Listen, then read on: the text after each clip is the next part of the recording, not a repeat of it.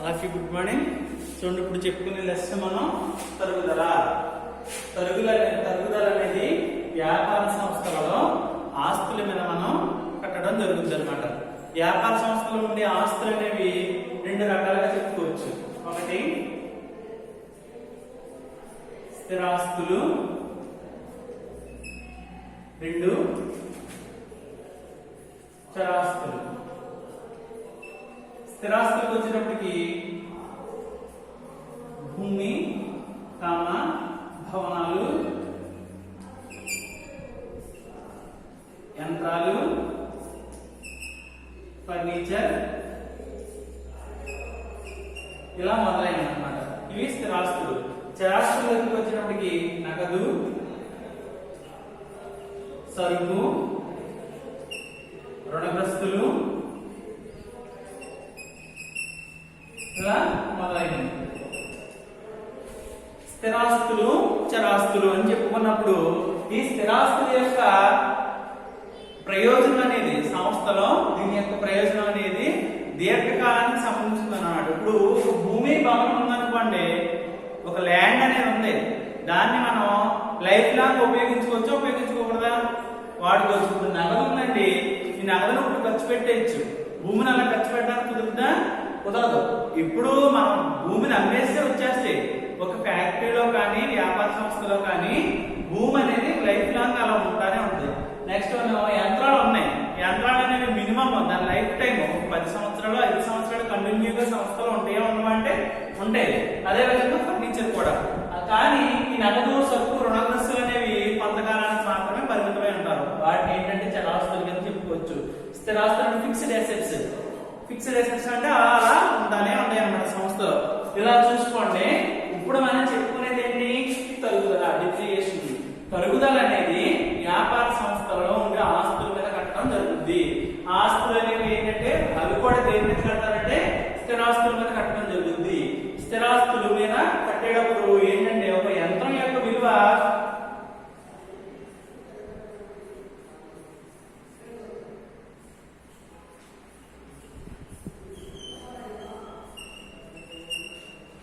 $8 లక్షలు అనుకున్నాం. ఎంత? యంత్రం యొక్క విలువ 8 లక్షలు. దాని జీవితకాలం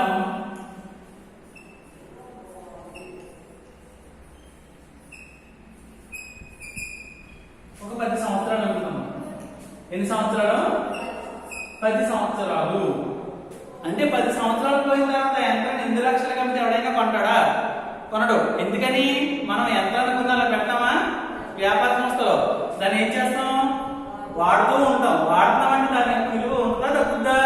తగ్గుద్ది. మినిమం దాంట్లో నుంచి ఎంతో కొంత వాల్యూ తగ్గిపోద్ది కదా. అలా తగ్గిపోతూ ఉంటుంది ఏమంటారంటే తగ్గుదల అంటారు. ఉదాహరణకి ఏమో 8,000, ఇది సంవత్సరానికి 8,000 రూపాయల యంత్రం నుంచి ఎంతో కొంత పర్సెంటేజ్ తీసుకుంటే మనకి 10% అనుకుంటే 8,000 అవుతుంది కదా. ఆ రకంగా అనమాట మనం తీసుకుంటా వెళ్ళిపోతూ ఉంటాం అనమాట. దీన్నే తగ్గుదల అని అంటారు. అర్థమవుతుందమ్మా? ఈ తరుగుదలని ఇంగ్లీష్ లో డిప్రిసియేషన్ అని అంటారు అనమాట. ఇంగ్లీష్ లో డిప్రిసియేషన్ అని అంటారు. ఈ డిప్రిసియేషన్ అనే పదం లాటిన్ భాష నుంచి వచ్చింది. అదేంటంటే డిప్రీటియం అనే లాటిన్ భాష నుంచి ఉద్భవించింది అనమాట. డి అంటే తగ్గుటని లేదా తరుగుదల అని అర్థము. నెక్స్ట్ వన్ ఏంటి? ప్రీటియం అంటే ధర విలువ అని తగ్గడం. ధర విలువ తగ్గడం అనమాట. డిప్రీటియం అంటే డిప్రిసియేషన్ అనే పదం డిప్రీటియం అనే లాటిన్ భాష నుంచి వచ్చింది. ఈ తరుగుదల అనేది అసలు ఎందుకు కడుతున్నారు అంటే మన యొక్క ఆస్తి యొక్క యథార్థ విలువను కనుక్కోవడానికి. ఇప్పుడు చూడండి, తరుగుదల అనేది కట్టడానికి గల ఆవశ్యకత ఏంటంటే తరుగుదల ఎందుకు కనుక్కోవాలనుకుంటున్నారంటే ఇప్పుడు యంత్రం మన దగ్గర 8 లక్షల రూపాయలు ఆస్తి ఉంది అనుకుంటున్నాం. ఎన్ని సంవత్సరాల వరకు ఉంటుందంటున్నాం? 10 సంవత్సరాల వరకు ఉంటుంది అనుకుంటున్నాం. ప్రతి సంవత్సరం మన దగ్గర 8 లక్షల రూపాయల ఆస్తి ఉంటుందా? ఉండదు. ఎందుకని? సంవత్సరానికి ఎంత తగ్గిపోతుంది? 8,000 రూపాయలు తగ్గిపోతుంది. అంటే ఖచ్చితమైన ఆస్తులు మనం కనుక్కోవచ్చా, కనుక్కోకూడదా? తరుగుదల ఏర్పాటు చేయడం ద్వారా కనుక్కోవచ్చు. నెక్స్ట్ వన్ తరుగుదల. ఆస్తుల యొక్క విలువ అనేది తగ్గుతుందా, పెరుగుతుందా? తగ్గుతుంది. ఆస్తి యొక్క విలువ తగ్గుతుంది. తగ్గితే మనకు లాభమా, నష్టమా? నష్టం. ఖర్చు నష్టం లాభ నష్టం ఖాతాకి డెబిట్ చేయాలి. అంటే ఈ లాభ నష్టాల ఖాతాలో ఈ తరుగుదలను తీసుకోవడం ద్వారా మనకి ఏంటంటే సంస్థ యొక్క ఖచ్చితమైన లాభాన్ని మనం కనుక్కోవడానికి ఉపయోగపడుతుంది అన్నమాట. నెక్స్ట్ వన్ ఆస్తుల పునఃస్థాపన కోసం. ఆస్తుల పునఃస్థాపన కోసం అంటే దీని లైఫ్ టైం అయిపోయింది, మళ్ళీ కొత్త ఆస్తులు మనం తెచ్చుకుంటావా తెచ్చుకోవా? తెచ్చుకుంటాం. దీన్ని అమ్మేసి మళ్ళీ కొత్త వాటిని మనం కొనుక్కోవడానికి ఈ తరుగుదల అనేది ఉపయోగపడుతుంది. నెక్స్ట్ వస్తు ఉత్పత్తి వ్యయాన్ని లెక్కించడానికి, సరైన వస్తు ఉత్పత్తి వ్యయాన్ని లెక్కించడానికి. అంటే యంత్రాన్ని ఉపయోగించుకుందాం అనుకోండి, ఈ యంత్రాన్ని ఉపయోగించేటప్పుడు ఎంత ఖర్చు అవుతుంది అనేది లెక్కించడానికి కూడా ఈ తరుగుదల అనేది ఉపయోగపడుతుంది అనమాట. అర్థమైందమ్మా? మీకు సరైన లాభం తెలుసుకోవచ్చు, యంత్రాల ఆస్తుల స్థాపన తెలుసుకోవచ్చు, వస్తు ఉత్పత్తి వ్యయాన్ని కనుక్కోవడానికి ఉపయోగపడుతుంది. నెక్స్ట్ నికర లాభం లేదా నికర నష్టాన్ని కనుక్కోవడానికి ఉపయోగపడుతుంది అనమాట.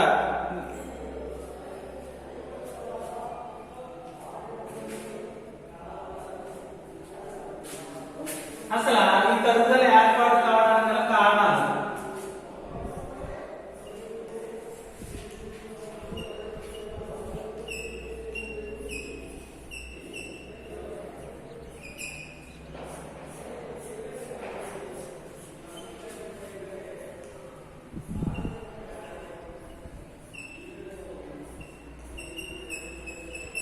తరుగుదలగా ఏర్పాటు చేయడానికి గల కారణాలు ఏంటంటే తరుగు కామ అరుగు. ఫస్ట్ వన్ ఏం చెప్తున్నాడు?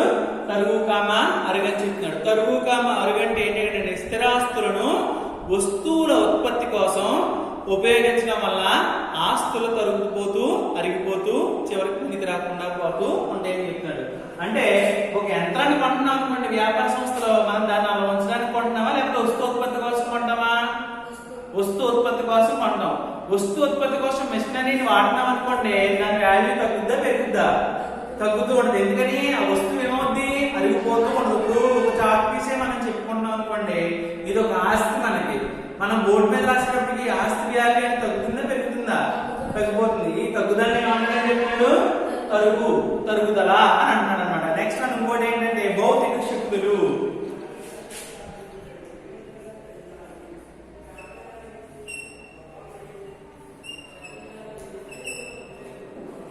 భౌతిక శక్తులు అంటే కొన్ని రకాల ఆస్తుల్ని మనం వాడినా వాడకపోయినా సరే దాని యొక్క విలువ అనేది తగ్గిపోతూ ఉంటుంది అనమాట. వాడినా వాడకపోయిన విలువ తగ్గిపోతుంది అని అంటే మనకు చోట ఒక బిల్డింగ్ ఉందనుకోండి, బిల్డింగ్ కి పెయింటింగ్ కట్టేసి నీట్ గా సమకూర్చాం, దాన్ని ఇప్పుడు అమ్ముతున్నాం అనుకోండి, రేట్ అనేది ఎక్కువ వస్తుంది. అలా కాకుండా అన్ని సమకూర్చిన తర్వాత బిల్డింగ్ నీట్ గా తయారు చేసిన తర్వాత 4-5 సంవత్సరాలు కమ్మితే దాని వాల్యూ తగ్గుద్దా పెరుగుద్దా అంటే తగ్గిపోద్ది. ఎందుకని? బిల్డింగ్ వేసిన రంగులు అలాంటివన్నీ ఏమవుతాయి? ఎండకి ఎండి వానకి తడిచి అవి కొంచెం గ్లో అనేది తగ్గుద్ది. కాబట్టి ఆ విధంగా వాడినా వాడకపోయినా దాని యొక్క వాల్యూ అనేది తగ్గుతుందా పెరుగుతుందా? తగ్గుతుంది. భౌతిక శక్తుల వలన ఆస్తి యొక్క విలువ తగ్గిపోతే కనుక దాన్ని ఏమంటారు? తరుగుదల. అంటే భౌతిక శక్తులకు కారణం అనమాట. నెక్స్ట్ వన్ ఇంకోటి ఏంటంటే కాలం గతించడం.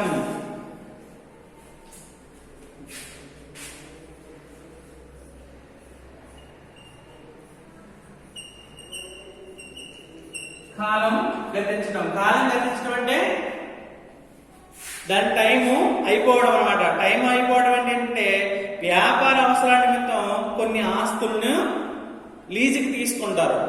1 సంవత్సరం కాలం అని, 2 సంవత్సరాల కాలం అని, 3 సంవత్సరాల కాలం లీజుకి. అంటే ఇప్పుడు చూడండి, వ్యవసాయం తీసుకుంటారు చూసారా? వ్యవసాయం ఏంటి? కొంత సమయం అంటే 1 సంవత్సర కాలానికి కౌలుకు తీసుకున్నారు అంటుంటారు. కౌలు అయిపోతే మరి ఆ వ్యవసాయం చేసేవాడు ఏమన్నా ఇదే నా చేయనంటే కుదురుద్దా? అటు బయటికి వెళ్ళిపోవాలి. అలా బయటికి వెళ్ళిపోతే కనుక దాని మీద ఏమేర్పడింది? దానికి తరుగుదల. అంటే కాలం అయిపోయే కొద్దీ ఆస్తి మీద ఉన్న హక్కు అనేది ఉంటుందా పోద్దా? పోతుంది. అర్థమైందా మీకు? అది ఇక్కడ ఏం చెప్తున్నాడంటే వ్యాపార అవసరాల నిమిత్తం కొన్ని ఆస్తులను కొంటారు, మరికొన్ని ఆస్తులను కౌలుకు తీసుకోవడం జరుగుతుంది. నిర్ణీత కాల పరిమితిలో ఈ ఆస్తులపై హక్కులను కలిగి ఉంటారు. అర్థమవుతుందా? నిర్ణీత కాల పరిమితిలో కొన్ని ఆస్తులను కొంటారని చెప్తున్నాడు, కొన్ని ఆస్తులని లీజుకు తీసుకుంటారని చెప్తున్నాడు. లీజుకు కొన్నదనుకోండి పర్మనెంట్ మన దగ్గరే ఉంటది. లీజుకు తీసుకున్ననుకోండి టైం అయిపోయిన తర్వాత ఇంకా నాది అంటే కుదురుద్దా? కుదరదు. లీజు కంటే ఏంటంటే రెంట్కి, అద్దెకి తీసుకోవడం అనమాట. అలా తీసుకున్నప్పుడు ఇంకా నాది అంటే కుదరదు. కాబట్టి ఆ టైం అయిపోయిన తర్వాత తీసుకున్నటువంటి వ్యాపారస్తుడు దాన్ని అక్కడ వదిలేసి బయటకు వెళ్ళిపోవాలన్నమాట. అంటే కాలం గతించడం, అంటే టైం అయిపోయినా సరే దాని మీద ఏర్పడుతుంది, తరుగుదల అనేది ఏర్పడుతుంది అని చెప్తున్నాడు. నెక్స్ట్ వన్ లుప్తత. ఇది 2 మార్క్స్ మోస్ట్ ఇంపార్టెంట్ అమ్మా.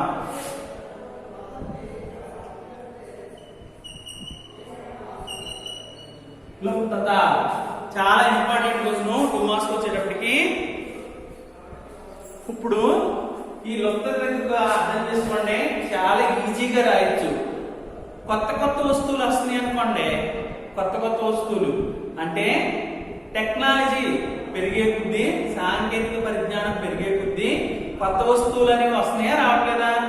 ప్రతి దాంట్లోనూ కంప్యూటర్స్ లో కొత్త మార్పులు వచ్చినాయి, అవునా? సెల్ ఫోన్ లో కొత్త మార్పులు వచ్చినాయి, పెద్ద పెద్ద యంత్రాల్లో కొత్త మార్పులు వచ్చినాయి. అంటే మిషనరీ అనేది చేంజ్ అవుతుందా, చేంజ్ అవ్వట్లేదా? మారుతుంది. ఇక్కడ లుప్తతకు వచ్చేటప్పటికి సాంకేతిక పరిజ్ఞానమే మోస్ట్ పాయింట్ అన్నమాట. అక్కడ అర్థం చేసుకోవాలి. అంటే కొత్తగా వస్తువులు వచ్చినప్పుడు, కొత్తగా వస్తువులు వచ్చినాయి అనుకోండి, దాని ఉత్పత్తి కూడా కొత్తగా ఉండి పెరుగుద్దా తగ్గుద్దా? పెరుగుద్ది. అంటే పాత వస్తువుల మీద కొత్త వస్తువులు అనేవి ఎక్కువ ఉత్పత్తి చేస్తే ఉత్పత్తి చేయవా? మరి కొత్త వస్తువులు ఎక్కువ ఉత్పత్తి చేస్తుంది అనుకోండి, పాత వాటిని ఎవరైనా వాడతాడా? వాడుకున్న వాటిని ఏం చేసేస్తారు? పక్కన పెట్టేస్తారు. ఆ పక్కన పెట్టేయడమే లుప్తత అని అంటారు అన్నమాట. అర్థమైందా మీకు పాయింట్? కొత్త సాంకేతిక పరిజ్ఞానంతో వచ్చినప్పుడు అవి ఎక్కువగా ఉత్పత్తి చేస్తాయి. అలా ఉత్పత్తి చేసినప్పుడు పాత వస్తువులు తక్కువగా ఉత్పత్తి చేస్తున్నాయి, వాటిని ఏం చేస్తారు? తీసేసి పక్కన పెట్టేస్తారు. ఆ పక్కన పెట్టేసిన దాన్నే లుప్తత అని అంటారు అన్నమాట. అర్థమైందమ్మా మీకు పాయింట్? మళ్ళీ చెప్తాను చూసుకోండి. ఇక్కడ ఏం చెప్తాడంటే సాంకేతిక మార్పుల వల్ల తక్కువ ఖర్చుతో నాణ్యత గల వస్తువులను ఉత్పత్తి చేయగల నూతన యంత్రాలను కనుగొన్నప్పుడు పాత యంత్రాలు తమ విలువను కోల్పోతాయి. నూతన పద్ధతులు, నూతన యంత్రాల వల్ల పాత ఆస్తుల విలువ నిరుపయోగమైతే దానిని లుప్తతగా పేర్కొనవచ్చు. అర్థమైంది పాయింట్? మళ్ళీ చెప్పమంటారా? అర్థమైంది కదా? చూసుకోండి. అంటే సాంకేతిక పరిజ్ఞానం వలన తక్కువ ఖర్చుతో నాణ్యత గల వస్తువులను ఉత్పత్తి చేయడానికి కొత్త యంత్రాలు వచ్చినాయి అనుకోండి, పాత యంత్రాలు పనికి రాకుండా పోతాయి. ఆ పనికి రాకుండా పోయిన దాన్ని ఏమంటారని చెప్తాడు? లుప్తత అని అంటారు అనమాట. నెక్స్ట్ అన్నాం ఇంకో పాయింట్ ఏంటంటే ప్రమాదాలు.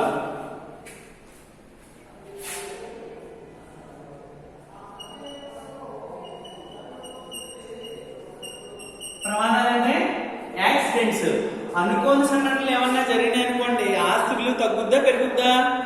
తగ్గుద్ది. అనుకోని సంఘటనలు అంటే ఫైర్ యాక్సిడెంట్ కావచ్చు, ట్రాన్స్పోర్ట్ లో కావచ్చు, అంటే ఆస్తుల్లో రకరకాల ఆస్తులు ఉన్నాయి కదా, ఆస్తుల్లో మనం చెప్పుకునేటప్పుడు ఏదైనా అనుకోని సంఘటనలో జరిగినట్లయితే కనుక దాని ద్వారా కూడా ఏమవుతుందని చెప్తున్నాడు? ఈ తరుగుదల అనేది ఏర్పడుతుందని చెప్తున్నాడు. ఇక్కడ ఏం చెప్తున్నాడంటే ఏదైనా ఒక ఆస్తి అనుకోకుండా ప్రమాదానికి గురైతే ఆ ఆస్తి విలువను కోల్పోతుంది. వరదలు, భూకంపాలు, అగ్ని ప్రమాదాలు మొదలైనవి సంభవించవచ్చు. ప్రమాదాల వలన ఆస్తి విలువ శాశ్వతంగా తగ్గిపోతుంది. అంటే ఇక్కడ ఫైర్ యాక్సిడెంట్స్ అని మనం నేను చెప్పాను. ఫైర్ యాక్సిడెంట్సే కాకుండా వరదలు కట్టొచ్చినప్పుడు, ఇప్పుడు చూడండి మొన్న ఒక 20 days బ్యాక్ హైదరాబాద్ లో చూడండి భారీ వర్షాలు వచ్చి చాలా మటుకు ఇళ్ళు, ఫ్యాక్టరీలు, చిన్న చిన్న షాపులు అన్ని కొట్టుకుపోయినాయి. అదంతా ఆస్తి యొక్క వాల్యూ అనేది తగ్గుద్దా పెరుగుద్దా? తగ్గిపోద్దా? తగ్గుదని ఏమన్నాడు? తరుగుదల అని అంటున్నాడు అనమాట. అర్థమైందమ్మా 5 పాయింట్లు. నెక్స్ట్ లాస్ట్ పాయింట్ ఏంటంటే ఉద్గ్రహణ.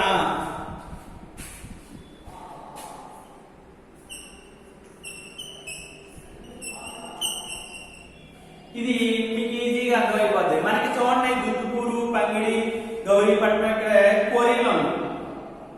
కోరీలు ఉన్నాయి కదా, కోరీలు కవ్వేకుంది ఇంకా వస్తాయా? ఇక్కడ కోరి కింద నల్లరాయి అని చెప్తున్నామమ్మా. నల్లరాయి అనేది మొత్తం అంతా వ్యాపించేసి ఉంటది కదా, కొంతవరకే ఉంటది. దాన్ని తవ్వేసి తీసేస్తున్నాం అనుకోండి, ఇంకా ఉంటుందా భూమిలోను? అక్కడితో అది ఏమైపోద్ది? అంతమైపోతుంది. దాని ఏంటో గ్రహణ. అదేవిధంగా పెట్రోలు, డీజిల్ అంటే భూమిలోంచి వెలికి తీసే వస్తువులు అనమాట. అర్థమవుతుందా మీకు? ఇక్కడ భూమిలోంచి బయటకు వెలికి తీసే వస్తువులు కొంతవరకే ఉంటాయి.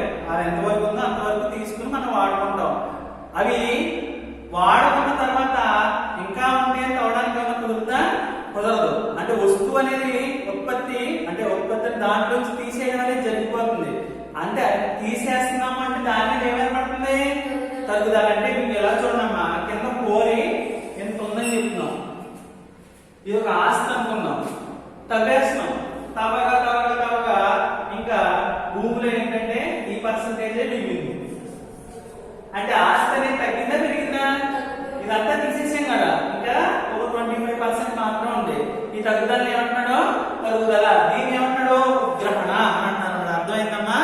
అర్థమైంది మీకు? ఇక్కడ ఈజీగా చెప్పాను, చూసుకోండి. ఇక్కడ ఏం చెప్తున్నానంటే గనులు, క్వారీలు, నూనె బావులు మొదలైన వాటిని నిరవధికంగా ఉపయోగించడం వల్ల అవి ఉద్గ్రహణ చెందుతాయి.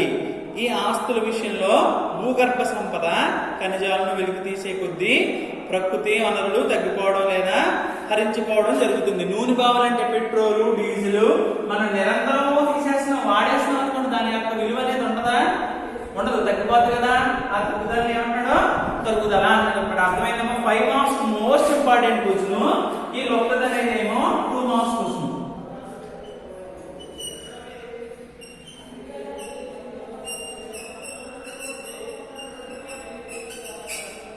లొక్కద అనేది సాంకేతిక పరిజ్ఞానం గుర్తుపెట్టుకుంటే చాలు. అర్థమవుతుందమ్మా? సాంకేతిక పరిజ్ఞానం ద్వారా ఏంటి, ఇక్కడ ఏం చెప్తున్నాడు? తక్కువ ఖర్చుతోటి ఎక్కువ వస్తువులను ఉత్పత్తి చేసే యంత్రాలు వచ్చినప్పుడు పాత యంత్రాలు అనేవి పనికి రాకుండా పోతాయి. దాన్ని ఏమంటాడు? క్లుప్తత. అర్థమైందా? 6 పాయింట్లు. అర్థమైందా?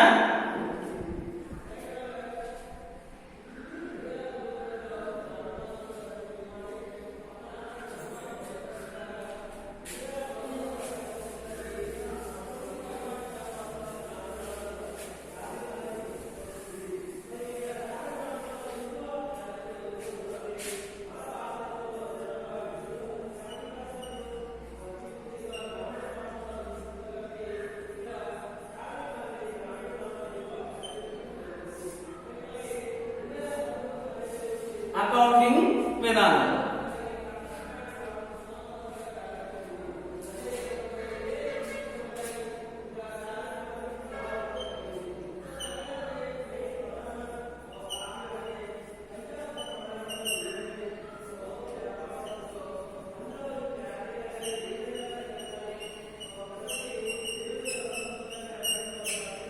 ఇక్కడ రాసి చూసుకోండి. అకౌంటింగ్ విధానం అంటే మనం ఈ తరుగుదలని బుక్స్ లో ఏ విధంగా తయారు చేస్తాం అని చెప్పి మనం తరుగుదల ఇంకా చెప్పాను. ఎన్ని కాలానికి? సంవత్సరం.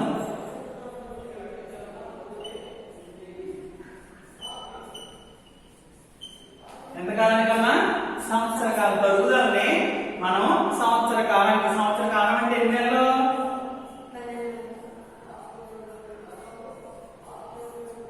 సంవత్సర కాలానికి మనం తరుగుదల అనేది ఏర్పాటు చేయడం జరుగుతుంది. 12 నెలలకు మనం తరుగుదలని లెక్కించుతాం అన్నమాట. 12 నెలలు లెక్కించేటప్పుడు ఇక్కడ ఫస్ట్ పాయింట్ ఏం చేస్తున్నాడు? ఆస్తుల కొనుగోలు. ఆస్తులు అనేవి సంవత్సరం స్టార్టింగ్ లో కొంటావా ఎండింగ్ లో కొంటావా అనేది మనకు తెలియదు, అవునా? ఎప్పటి నుంచి అయితే కొంటున్నామో అప్పటి నుంచే మనం తరుగుదలను లెక్కించాలన్నమాట. అర్థమవుతుంది? ఇక్కడ పాయింట్ బాగా గుర్తుపెట్టుకోండి. ఇప్పుడు సంవత్సరానికి 1/1/2014 31/12/2014. ఈ మధ్య వ్యవధి జనవరి 1తో స్టార్ట్ అవుతుంది. ఎప్పుడు ఎండ్ అవుతుంది? డిసెంబర్ 31 ఎండ్ అవుతుంది. రెండు కూడా ఏ సంవత్సరాలు? 2014, అవునా? ఇప్పుడు 2014 కొన్నాము, స్టార్టింగ్ లో జనవరిలో కొన్నాం అనుకోండి. 1,00,000 రూపాయలు యంత్రం ఉంది.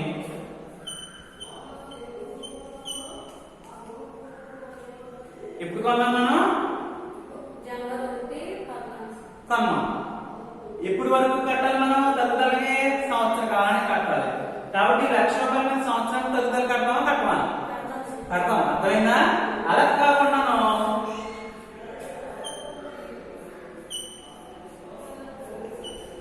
ఎప్పుడు కొన్నాడని చెప్తాడు? ఏదైనా 7వ నెల. ఏ సంవత్సరం? 2014. అంటే జనవరి, ఫిబ్రవరి, మార్చ్, ఏప్రిల్, మే, జూన్ 6 నెలలు అయిపోయింది. ఏ నెల పట్టినాడు? July, August, September, October, November, December. 6 నెలలు అయిపోయిన తర్వాత ఇంకెన్ని నెలలు కొన్నాడు? 6 నెలలు కొన్నాడు. ఈ సంవత్సరం పూర్తిగా వాడతారా? వాడా? ఎన్ని నెలలు వాడాడు? 6 నెలలు మాత్రమే మనం తరుగుదల కట్టాలి. అర్థమైందా? ఇంకా పాయింట్ అదే. ఆస్తుల కొనుగోలు ఎప్పుడు కొంటున్నాడో చూసుకోవాలి. సంవత్సరం స్టార్టింగ్ లో కొంటున్నాడా, మధ్యలో కొంటున్నాడా, 2 నెలలు అయ్యే కొన్నాడా, 3 నెలలు ఎప్పుడు కొన్నాడో అప్పటి నుంచి మనం వినియోగించుకోవడం జరుగుతుంది అనమాట. ఇది ఒక పాయింట్. మళ్ళీ ఇంకోటి చూసుకోండి, కింద ఏం చెప్పాడు? వినియోగం. ఇప్పుడు మనం ఆస్తిని కొంటున్నాం అనుకోండి, కొన్నింటిని వాడేస్తామా? ఒక్కొక్క ఆస్తిని మనం వాడడానికి కుదరదు. మిషనరీ తీయాలి, పాత మిషనరీ తీయాలి, దాని ప్లేస్ లో దీన్ని అమర్చాలి, దీన్ని రన్ చేయాలి, దీన్ని ఎస్టాబ్లిష్మెంట్ స్థాపించడానికి కొన్ని ఖర్చులు అవుతాయి. అంటే మిషన్ కొన్నా సరే వెంటనే మనం దాన్ని తగ్గుదల కట్టేయడానికి కుదరదు. ఇప్పుడు ఇందాక చెప్పినప్పుడు మనం జనవరిలోనే మిషన్ కొన్నాం. 1/1/2014. ఎప్పుడు కొన్నారు? 2014 అంటే జనవరిలో కొన్నారు. కానీ దాన్ని ఎప్పటి నుంచి వాడారంటే 1/3/2014. ఎప్పుడు వాడారు? మార్చిలో వాడారు. అంటే ఎన్ని నెలలు వాడుకున్నా ఉంది? జనవరి, ఫిబ్రవరి. ఎన్ని నెలలు? 2 నెలలు. మార్చి కాడి నుంచి వాడారు. మార్చి కాడి నుంచి డిసెంబర్ 2014 ఎన్ని నెలలు? మార్చి, April, May, June, July, August, September, October, November, December. ఎన్ని నెలలు? 10 నెలలు. సంవత్సరానికి కడతామా తగ్గుదల? 10 నెలలకే కడతామా? ఎందుకని? మనం ఎన్ని నెలలు వాడాం? 2 నెలలు వాడలే, 10 నెలలే వాడాం. అర్థం చేసుకోమ్మా. మళ్ళీ చెప్తున్నాను, మిషన్ ఎప్పుడు కొంటున్నారు? 14 కొన్నాడు. ఎప్పటి నుంచి వాడాడు? మనం వాడిన కాడి నుంచి తగ్గుదల. యంత్రం విలువ తగ్గుద్దా, వాడకం ముందు తగ్గుద్దా? కాబట్టి ఎన్ని నెలలు వాడారు? అంటే ఎప్పుడు మాత్రమే లెక్కించాలి? 10 నెలలకు మాత్రమే తగ్గుదల లెక్కించాలన్నమాట. అంటే చూసుకోండి, ఆస్తుల వినియోగం ఉపయోగించడం ఎప్పటి నుంచి ఉపయోగించాడో అప్పటి నుంచి మాత్రమే తగ్గుదల లెక్కించాలన్నమాట. అర్థమైందా? అర్థం కాలేదా? అర్థమైందా? అలా కాకుండా ఒకసారి ఏంటంటే జనవరిలో కొన్నాడు, జూలైలో వాడాడని చెప్తున్నాడు. అంటే 1/7/2014. ఎన్ని నెలలు వాడాడు? మే, జూన్. 6 నెలలు వాడలే. ఎప్పటి నుంచి వాడాడు? July, August, September, October, November, December. ఎన్ని నెలలు వాడాడు? ఎన్ని నెలలకు మాత్రమే కట్టాలి? 6 నెలలు. 6 నెలలకు మాత్రమే మనం తగ్గుదల కట్టాలంట. అర్థమైందమ్మా? ఎప్పుడు కొంటున్నాడో చూసుకోవాలి, ఎప్పటి నుంచి వాడుతున్నాడో చూసుకోవాలి. అర్థమవుతుందా? కొన్ని వెంటనే ఒక్కోసారి కొన్ని వస్తువులు వాడతారు, ఒక్కొక్క వస్తువుని వాడకుండా అలాగే ఉంచేస్తారనమాట. నెక్స్ట్ మనం ఆస్తుల అమ్మకం, 3వ పాయింట్ ఇక్కడ.